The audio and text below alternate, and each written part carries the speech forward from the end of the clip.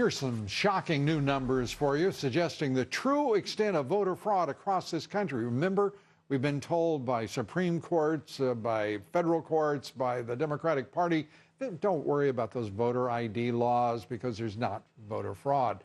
Well, a Pew Research report shows that 1 in 8 voter registrations are, quote, significantly inaccurate or no longer valid, suggesting further, potentially some 18 million invalid voter registrations in this country, nearly 2 million dead people, that is, dead, are still listed as voters, and they've got friends who apparently keep them company come Election Day.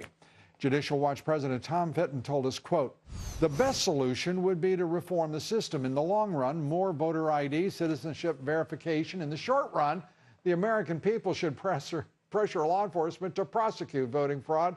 This can be done at the local, state, and federal level. I would like to be as optimistic as Tom. I'm not. Joining me now, Washington Times staff writer, Fox News contributor, Charlie Hurt. Great to have you with us. Good to be with you, Lou. Thanks. First, the epic proportions of potential voter fraud here, and nothing is being done about it. Donald Trump, to his credit, has said he wants folks to volunteer as poll watchers and observers. What do you think? Yeah, it really is. That report is really terrifying, and especially when you consider how hard the left fights against the idea of just showing your ID in order to cast a ballot.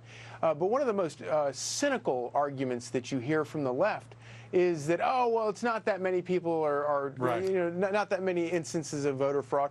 And I'm thinking, my goodness, just one instance is terrible, is unacceptable. Because, of course, any one instance of voter fraud means that another person, their vote is being canceled out by that. And it really is, it undermines the entire, the very heart of what this government is supposed to be about. Well, of course, as WikiLeaks is making clear, that's precisely the intent of the entire Clinton cartel campaign structure and culture.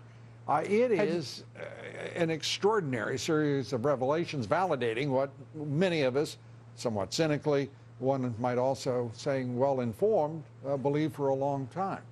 And validating the entire campaign of Donald Trump. When he was talking about how the system is rigged and this is rigged and that's rigged, everybody in the news business, their heads explode. They get so upset because they say it's so reckless to use language like this. And then here we have, in the final days of the election, day after day, thousands of these emails surfacing, being revealed that show that, oh my goodness, there are actual instances where it is being rigged, and then where maybe it isn't rigged, you can bet the Clintons are trying their damn hardest in order to rig it. And it validates everything Donald Trump has been saying. The worst.